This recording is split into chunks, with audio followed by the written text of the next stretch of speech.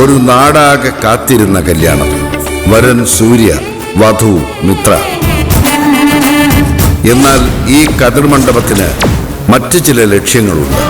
ആരും മറക്കില്ല ഈ കല്യാണ ദിവസം. കാണാൻ കാത്തിരിക്കുക. സ്വയംവര പന്തൽ എല്ലാ ദിവസവും രാത്രി 8 മണിക്ക്. നീ ഇത് എവിടെ അഭിലാഷേ? ഞങ്ങൾ കൂടെ മണ്ഡപത്തിന് മുന്നിലെത്തി.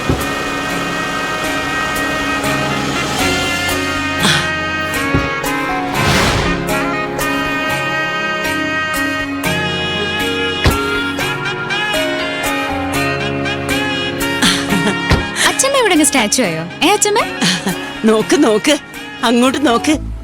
ഇതൊക്കെ കണ്ട ആരാ അന്തം വിട്ട് നിന്ന് പോകാത്തത്?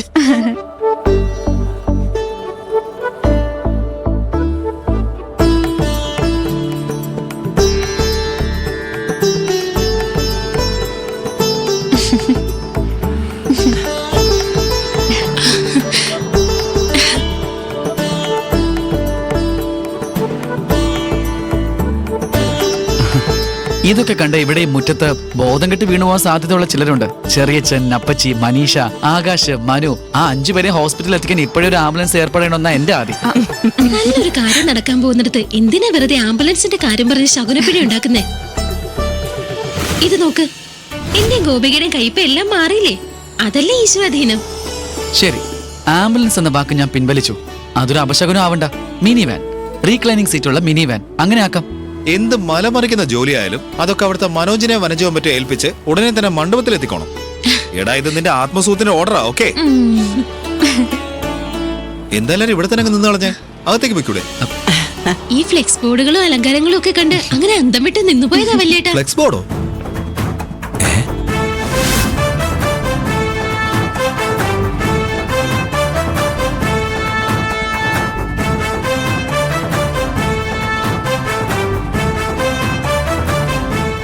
കണ്ണു തുറന്ന് നോക്ക് വല്യേട്ടാ, എന്താ ഒരു ഭംഗി.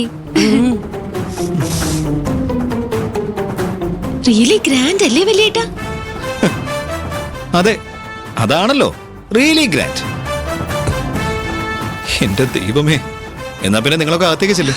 എന്നിട്ടേ എന്റെ അച്ഛനോട് ഇങ്ങോട്ട് വരാൻ പറ. ഞാൻ പറയുമായിരുന്നു ചേട്ടാ. നീ ആ കാറ് തിരിച്ചു കൊടുത്തിട്ടോ.